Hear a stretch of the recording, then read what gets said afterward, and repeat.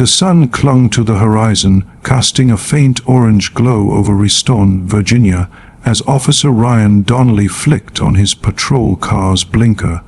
The black SUV ahead had a broken tail light, a minor infraction, nothing worth more than a warning. He rubbed his tired eyes, stepped out of the cruiser, and approached the driver's side.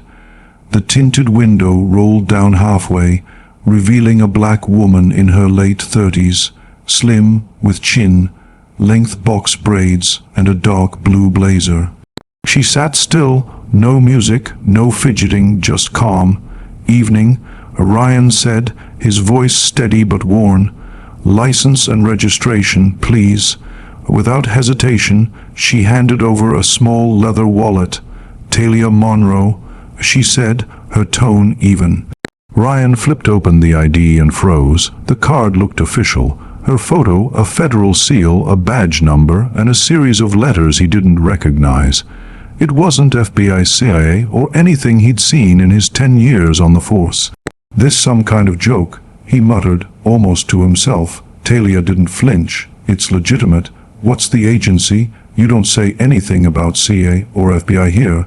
"I'm not at liberty to disclose that, officer." Ryan's eyes narrowed. "Is this a fake ID?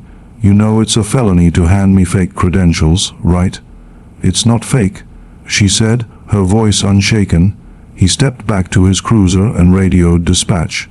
"Hey, I need an extra unit." Pulled a woman in a black SUV.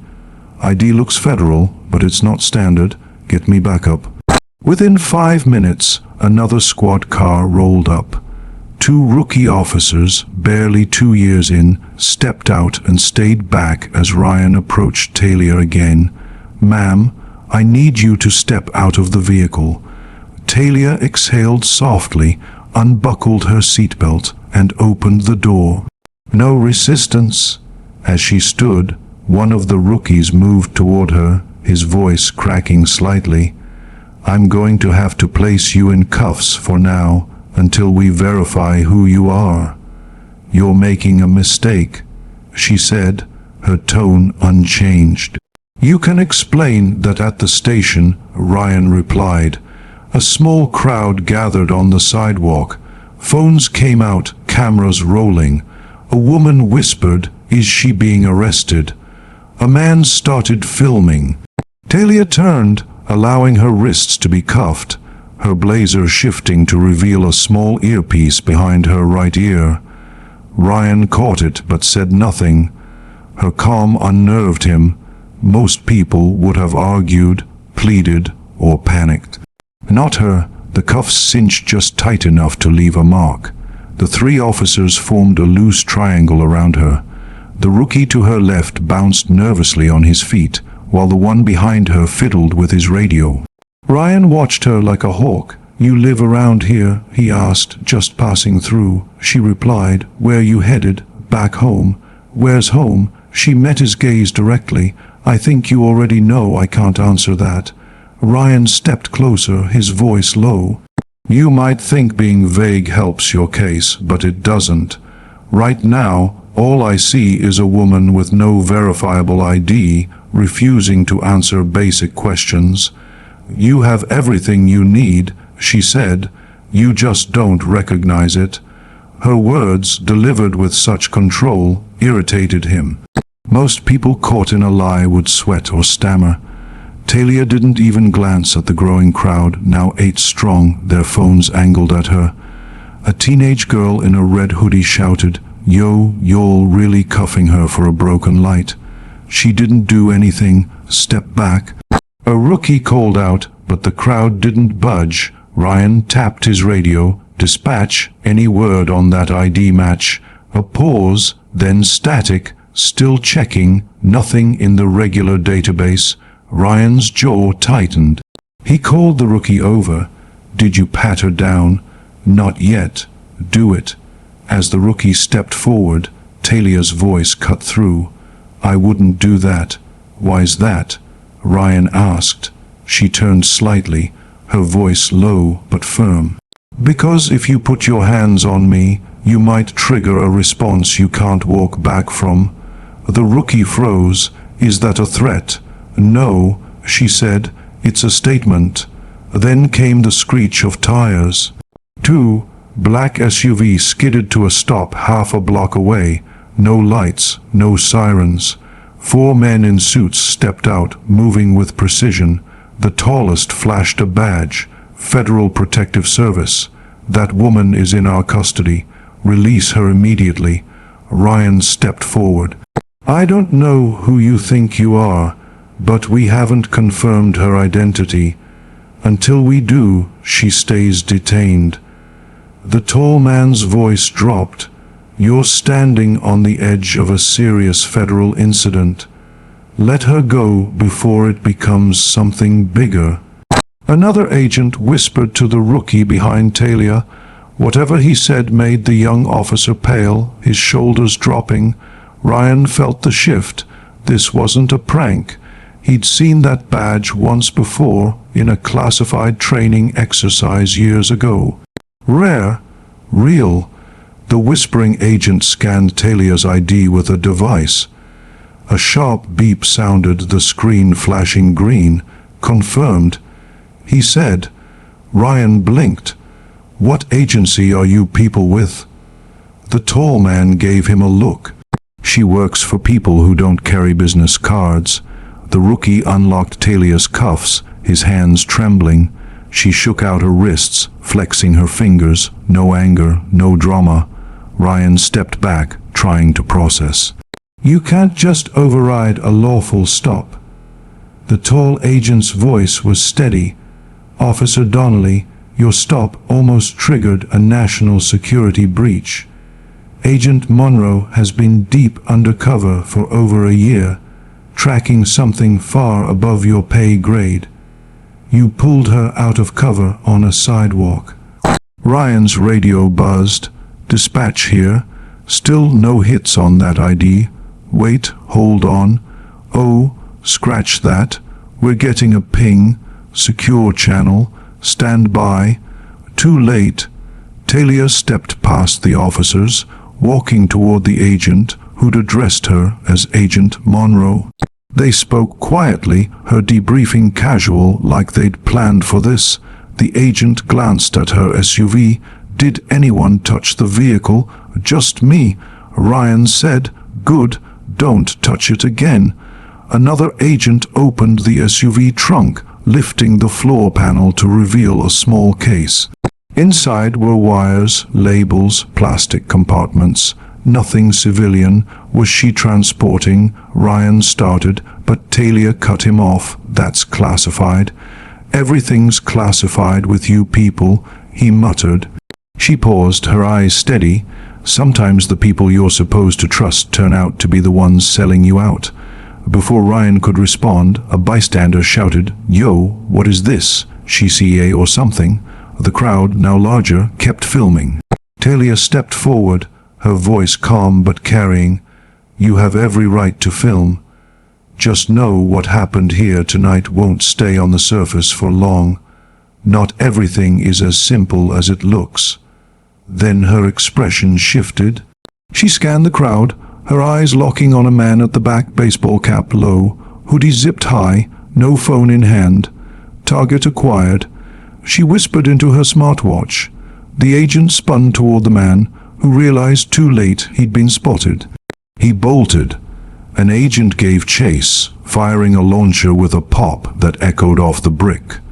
Seconds later, he returned with the man cuffed, limping, blood on his sleeve. A wire peeked from under his shirt. A tracker, not a mic. Talia exhaled sharply. They were watching for me. The stop wasn't random. They baited me onto this route. Ryan stared, stunned. "You saying someone inside fed your route to them?" She didn't answer directly, just glanced at the rookie's radio, then back at Ryan. A flicker of doubt crossed her face. If her route was leaked, someone in the precinct wasn't just incompetent. They were working against her. Talia moved through the precinct on Ashburn Road like she owned it. The front desk officer looked up, startled, as she flashed a laminated card. Internal audit. Secure the floor. I'm not here for show.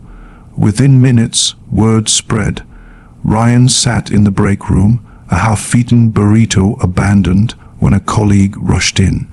She's here. Monroe walked in like it's her house. Says she's doing an audit. Command told us to cooperate. Ryan stood, his stomach twisting. Here. He found her in the hallway, moving with purpose. She'd left the SUV and agents behind, now just her, her blazer, and her resolve. You just walk in here like it's your house now, he asked, catching up. I don't have time to explain the chain of command, she said, not slowing. I deserve to know what's going on. She stopped, turning to face him. You nearly tanked a national security operation. Want me to send you a memo? That's not fair. I was doing my job. No, you were doing what you thought your job was. There's a difference. Her eyes bored into him. When I gave you my ID, you assumed I was faking it. Not because it didn't scan, not because of policy. You just didn't think someone like me could carry it. Ryan opened his mouth, but nothing came out. She turned away. I'm not here to fix you. I'm here to find the leak. Before she could move, Deputy Chase Lorne appeared, stocky, shaved head, uniform too crisp for swing shift. His eyes went cold when he saw her. Well, the ghost walks among us. Ryan looked between them. You two know each other. Talia's voice was flat. He worked with me once, overseas, brief assignment, until he disappeared mid-op. Lorne smirked. Disappeared? That's your version. You walked away with a phone full of encrypted contacts and left 3 bodies in a safe house. My version's the only one that made it back, she said. Ryan's jaw tightened. Wait, he was CIA? Not anymore, Talia replied. Lorne stepped closer. So what now? You gonna play hero in my precinct? I'm not here for show. I came for one reason. She pulled a recorder from her coat and pressed play. Lorne's voice crackled through, distorted but clear. She leaves that drop point by 7:10. She always takes the same route, I can guarantee it. Ryan's face fell. Lorne didn't move. I tapped the signal this morning, Talia said, her voice cold. You've been leaking intel to foreign contacts for months. You fed them my location tonight. Thought you'd finish what you started overseas. Lorne laughed, then lunged. Ryan moved faster, tackling him into the wall. Chairs toppled, but Talia stayed calm, pulling her badge. Chase Lorne, you're under arrest for treason, unauthorized foreign collaboration, and obstruction of a federal investigation. 2 officers rushed in to pin Lorne as he screamed threats. Talia didn't flinch. This wasn't the end, it was just the next piece falling into place. In the precinct's evidence room, Talia opened the case from her SUV. Photos, maps, coordinates, surveillance stills, audio recordings in languages Ryan couldn't identify. One man appeared in every folder. That's who I was tracking, she said, tapping the image. Real name unknown. Goes by Asheer. Freelance operative for hostile entities. Moves weapons, data, people. Why was he here? Ryan asked. He doesn't spend time in Reston unless someone gives him a reason. You think Lorne brought him in? No. Lorne doesn't have the authority or the brainpower. Someone used him to steer me into that arrest, hoping I'd be flagged, maybe pulled off assignment. Ryan stepped back. And if the arrest had gone wrong, then you'd be at the center of an international crisis, and I'd probably be dead. The words hung heavy. Ryan swallowed. What do you need from me? She raised an eyebrow. That's a shift. I didn't know about Lorne, about you. I made assumptions. You sure you're ready for what helping me looks like? Try me. Surveillance footage. If Asheer was nearby, he's likely on traffic cams. Get me access. Ryan left without a word. Talia tapped her smartwatch. An agent's voice crackled through. We pulled his phone, encrypted messages, photos of your SUV taken an hour before the stop. Someone was tracking you long before tonight. Her jaw clenched. Understood. Keep digging. The maintenance tunnel off Frying Pan Road smelled of rust and wet concrete. Talia's flashlight, clipped to her collar, cast sharp beams across the walls. Ryan followed close, his boots echoing. Keep your eyes on the corners, she muttered. Asheer moves quiet. 50 yards in, they hit a junction. Asheer stood there, slim, mid-40s, olive skin, light stubble, leather jacket. He held a silver case, his expression barely shifting. You're early, he said. Talia didn't blink. You're sloppy. He gave a half-smile. You were always good with words, better with guns, though. You carrying tonight. I want the case, she said, stepping forward. You think I came all this way to hand it over? You came all this way to live? Those are two different things. Footsteps echoed from above. A storm grate closing. Talia turned slightly. Did you bring someone? Asheer shrugged. Just the broker. He doesn't like being seen. Then he shouldn't be in this business. A voice called from behind the wall. You've already lost, Monroe. Arthur Vexley stepped into view, sweat on his collar, a gun in his hand. I used to admire your work. You stayed invisible longer than anyone I ever tracked. Talia didn't flinch, and now you're standing in a drain pipe with a stolen gun and a mouthful of excuses. I'm standing in the future. You're trying to protect a machine that's already broken. Asheer's hand hovered over the case latch. No, Talia snapped. You open that, I end you right here. Ryan raised his sidearm. Vexley laughed. You think this ends in gunfire? No, this ends in silence, with your file buried under 10 layers of red tape. You're leaking personnel movements to foreign networks. Talia said, that case doesn't hold data. It holds access credentials. If it gets out, 6 agents go dark by sunrise. Asheer's expression shifted. They lied to you, Talia said. You're not carrying money or a trade agreement. You're carrying names. You think they'll let you walk after that? Asheer's jaw clenched. I want the case, she repeated. Or I leak the video from the alley tonight. Your face, your contact, your car. Vexley tensed. She's bluffing. No, Asheer said quietly, she isn't. In one motion, Asheer slammed the case into Vexley's ribs. Vexley collapsed, his gun clattering. Talia lunged, grabbed the case, and kicked the weapon away. Asheer raised his hands. I never agreed to kill anyone. I was told it was clean paper only. You just chose survival, Talia said.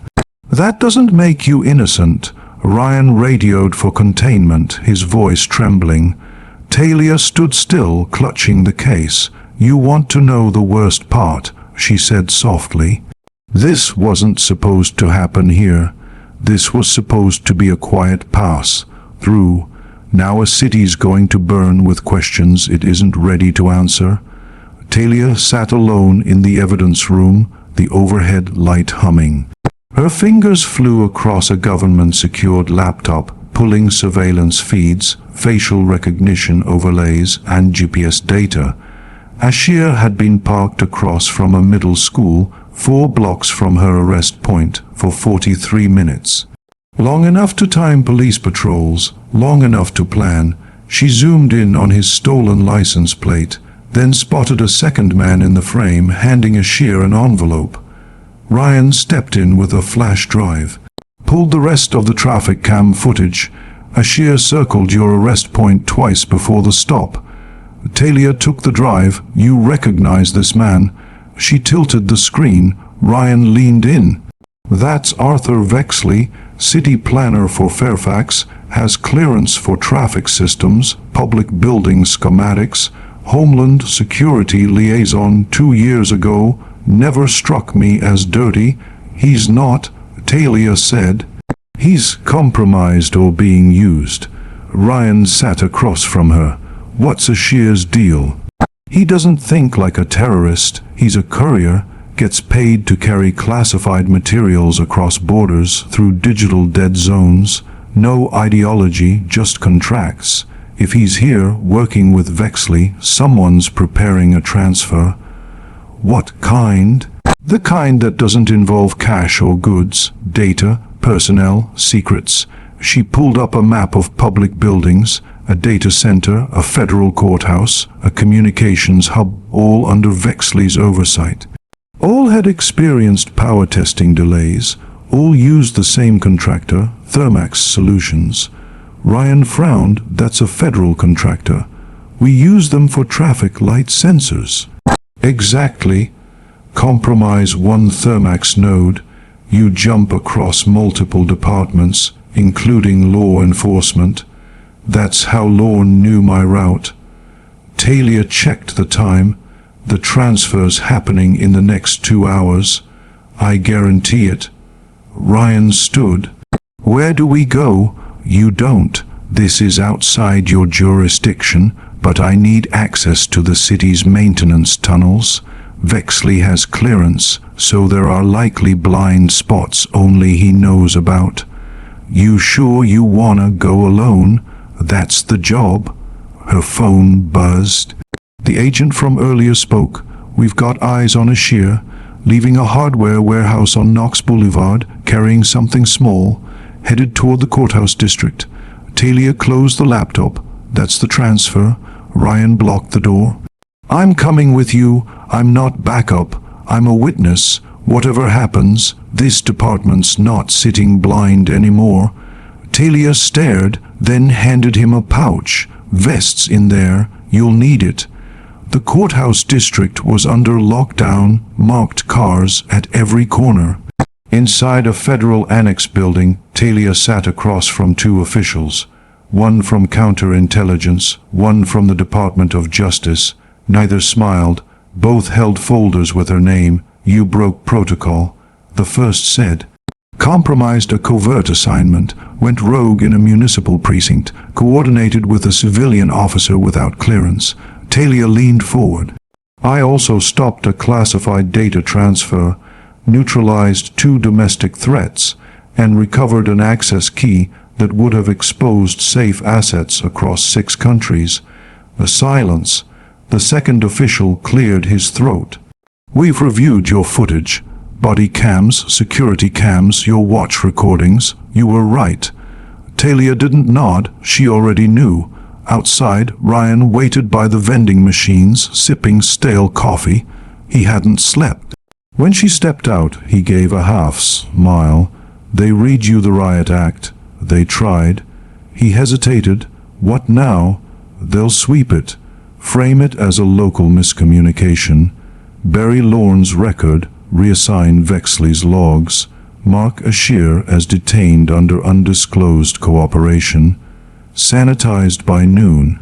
And you, I'll be sent somewhere else. My face is burned here. Ryan leaned against the wall. I'm sorry for the stop, for not recognizing the weight you carry.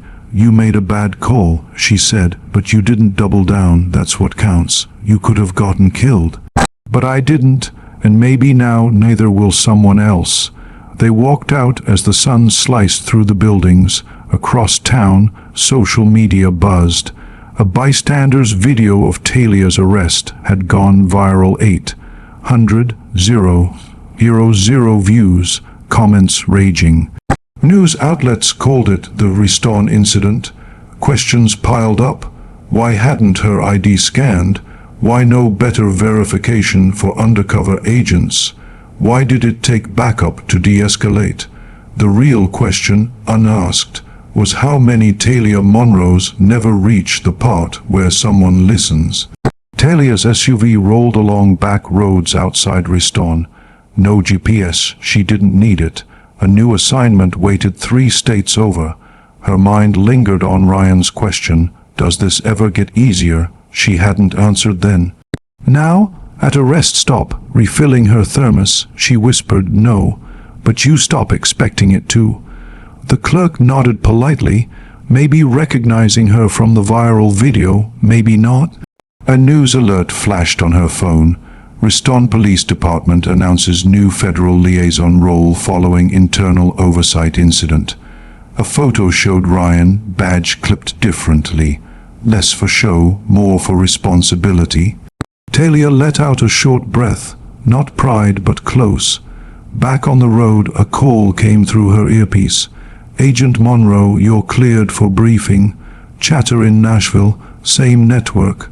Might be a test drop. Send the packet," she said. "I'll review it en route." She turned down the radio. Silence. She liked it that way. At a light, a girl with braids crossed with her mother, who looked tired but watchful. Talia smiled slightly. Others fought with signs, cameras, court cases. Her weapon was different. Silence, precision, patience that outlasted the noise. Reston's story would be watered down, misquoted, politicized, but a teenager in a red hoodie wasn't taking her video down. And Ryan would stop looking only for familiar badges. He'd listen first, that was enough. Justice doesn't always come with headlines. Sometimes it's a pause, a second longer to think, a life saved. Talia hit the highway. New mission, new city, same risk. She was ready. If you liked this story, please like, subscribe, and share it with others so they can learn something from it too.